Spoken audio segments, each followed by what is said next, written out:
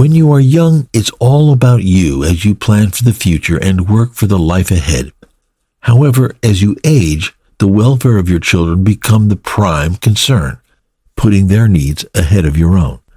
When a person feels death approaching, yet their children are still weak and vulnerable, they grieve, leaving them behind. It is a terrible feeling. In today's Tafsir session, Allah gives you a path to security, a fantastic insurance policy for your kids' future that will take any worry off your mind. Sit back and listen. Session 547, Chapter 4, Verse 9.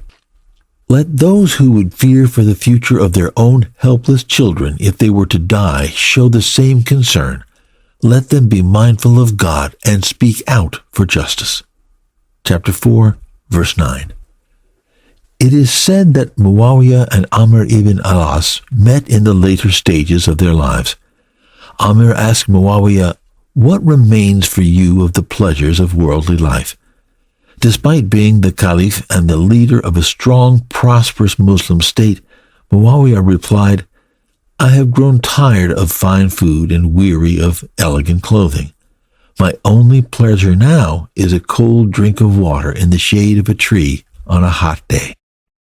Then Muawiyah asked Amr, "What about you, Amr? What remains for you of worldly pleasures?" Amr, known for his business acumen, responded, "My pleasure lies in a flowing spring on fertile land, providing for me and my children after me." Amr desired an ever-giving source of sustenance for himself and his descendants. A servant named Wardan, serving them drinks, was then asked by Muawiyah, "And you, Wardan, what remains for you of worldly joy?" The servant replied, "What remains for me, Commander of the Faithful, is a good deed I do for noble people who will cherish it and pass it down through generations." This humble servant understood God's message. Let those who would fear for the future of their own helpless children if they were to die show the same concern. If a person is old, sick, dying, and has vulnerable children, he or she would naturally fear for their future. Who will help them? Will people take advantage? Allah teaches you that if you have weak children and are constantly worried about them, show kindness to the orphans and weak children around you. This way, God will move others to care for your children when you are gone. Allah watches over us and ensures that the good we do returns to our children and grandchildren. You can secure their future now with your good deeds. Take good care of those less fortunate around you. Worry about their present as you worry about your kids' future. Let's look at examples from the Quran of how this insurance policy pays out. We start with the story of Moses and the righteous servant Al-Khidr, peace be upon them. God says, "So they went on until they came upon the people of a township, and they asked its people for food, but they refused them hospitality. They found there a wall which was on the verge of tumbling down, and he restored it. Moses said, 'If you had wished, you could have taken payment for it.'" Chapter 18, verse 77. On their long journey, Moses and Al-Khidr, peace be upon them, stopped by a village exhausted and hungry. They asked the villagers for something to eat. The people of this village refused and hurled insults at them. When a person asks you for money, they may be hungry, but often they will use it for cigarettes or other addictions.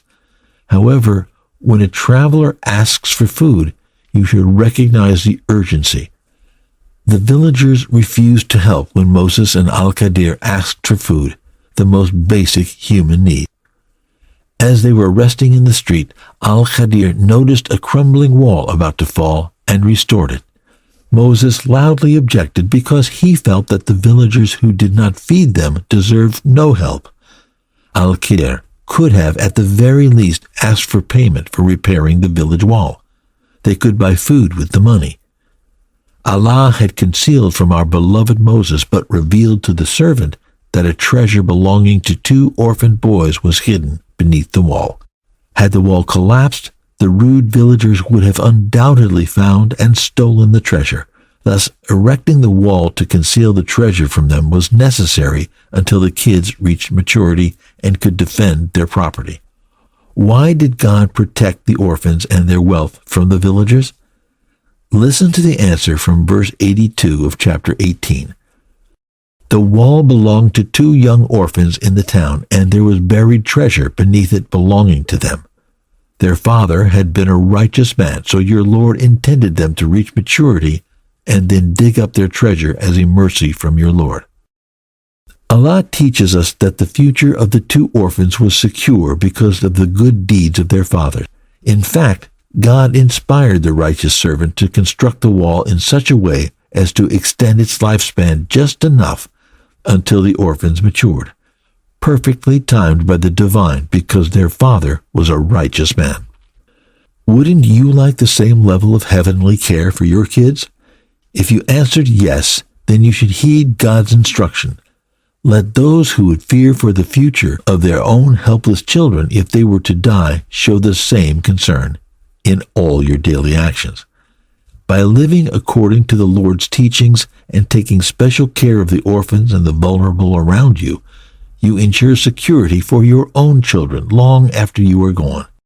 Your duty is to speak to orphans kindly, addressing them as you would your own child with warmth and love. If a believer treats the weak in the community with righteousness and love, Allah will ensure that others treat their children even better. In Surah Al-Baqarah, we told a beautifully animated story of how a father's good manners protected his son and made him the wealthiest young man in town, with a literal mound of gold long after his father's death. The link to this fantastic story is in the description box below. It is perfect for kids, teens, and adults alike. Make sure to subscribe and hit the bell icon so you do not miss any upcoming videos. وَلْيَخْشَ الَّذِينَ لَوْ تَرَكُوا مِنْ خَلْفِهِمْ ذُرِّيَّةً ضِعَافًا خَافُوا عَلَيْهِمْ فَلْيَتَّقُوا اللَّهَ وَلْيَقُولُوا قَوْلًا سَدِيدًا.